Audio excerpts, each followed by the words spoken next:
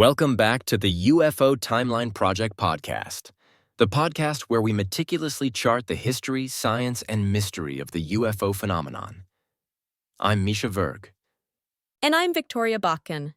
Today, we're shining a spotlight on two of the most influential, yet often underappreciated figures in UFO research, Jim and Coral Lorenzen, the founders of the Aerial Phenomena Research Organization, or APRO. That's right, Victoria.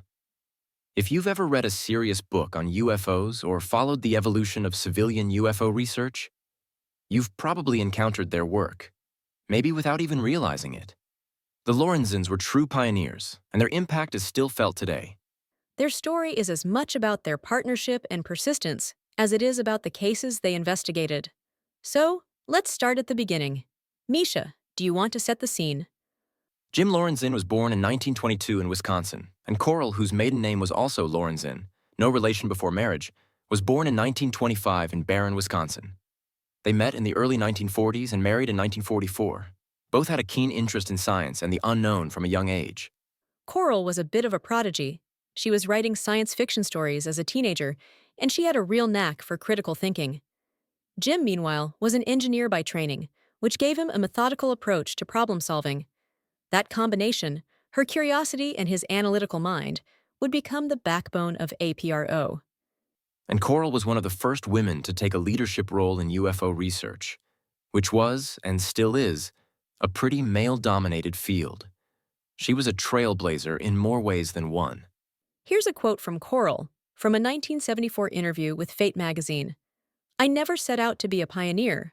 I just wanted to know what was going on in our skies, and I wanted to make sure the people who saw these things were taken seriously. It was about respect for the witnesses, first and foremost." The Aerial Phenomena Research Organization was founded in 1952 in Sturgeon Bay, Wisconsin. This was just 5 years after the famous Roswell incident, and right in the middle of the first big wave of UFO sightings in the United States. At the time, there were a few other groups, like NECAP, and MUFON would come later, but APRO was unique. The Lorenzens wanted to create an organization that was both scientifically rigorous and open-minded. They were frustrated by the sensationalism in the press and the dismissiveness of the government. They started small, just the two of them, a typewriter, and a mailing list. But they quickly built a network of field investigators, scientists, and correspondents around the world. By the late 1950s, APRO had members in dozens of countries.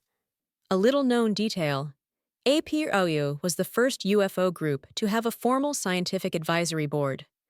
They recruited PhDs in physics, biology, and psychology, including Dr. James Harder, who became their director of research. This gave APRO a level of credibility that most other groups lacked. Here's a passage from their book, UFOs Over the Americas. "We have always believed that the only way to get to the bottom of the UFO mystery is to approach it with the same rigor and skepticism that any other scientific problem demands. That means collecting data, verifying facts, and being willing to admit when we don't have all the answers. We are not here to prove anything, but to understand everything." Let's talk about some of the cases they investigated. APRO was involved in some of the most famous and controversial UFO cases of the 20th century. One of the most significant was the Socorro, New Mexico landing in 1964. Police officer Lonnie Zamora reported seeing an egg-shaped craft and two small beings. APRO was on the scene within days, interviewing Zamora and collecting physical evidence. Their report was so thorough that even skeptical scientists took notice. Here's a direct quote from their field report, specifically about the physical evidence. "The burned brush was analyzed by botanists who confirmed it had been subjected to intense heat. The imprints in the soil were measured and photographed, and soil samples were taken for analysis. While we couldn't definitively say what caused these traces, they were consistent with Zamora's account." Another landmark case was the Pascagoula abduction in 1973. Charles Hickson and Calvin Parker claimed they were taken aboard a craft by strange robotic beings.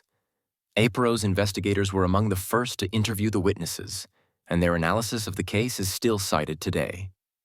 From their book, Abducted, the emotional state of the witnesses was one of genuine terror.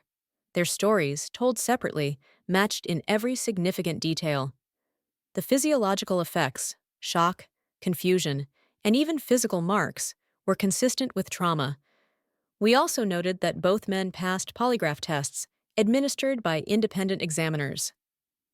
And then there's the Antonio Villas Boas abduction in Brazil, 1957. APRO was the first American organization to investigate the case, and Coral Lorenzen corresponded directly with Villas Boas, even arranging for his story to be translated and published in English. This was one of the first abduction cases to gain international attention.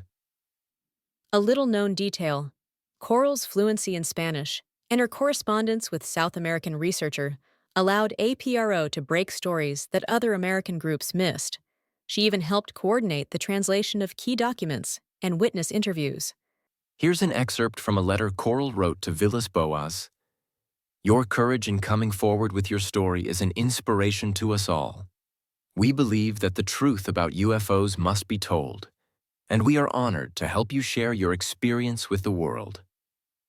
And let's not forget the Travis Walton case in 1975. While APRO wasn't the only group involved, their investigators provided some of the earliest and most detailed reports on the incident.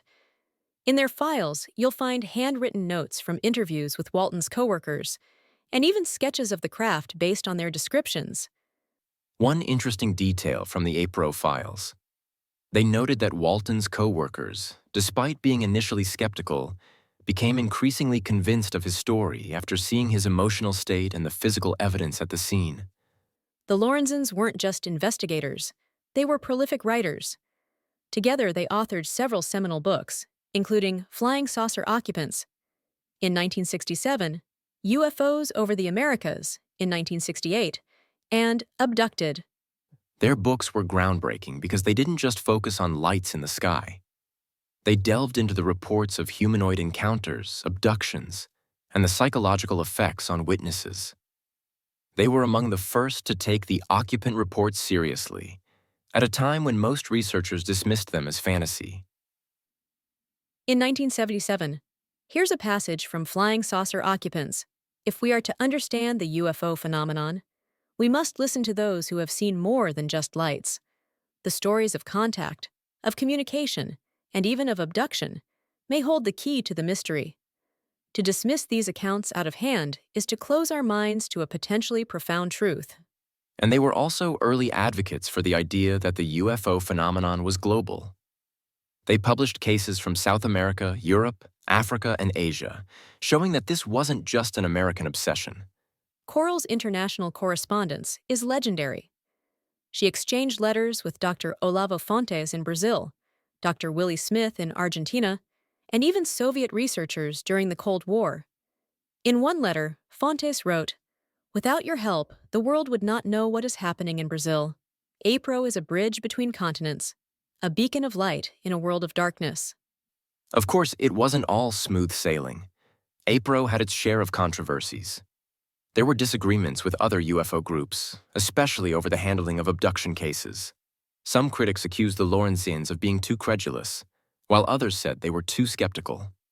There was the infamous split with MUFON in the early 1970s. Several APRO members left to form the Mutual UFO Network, partly because they wanted a more decentralized structure. But despite the rivalry, both organizations contributed immensely to the field. Another challenge was the sheer volume of reports.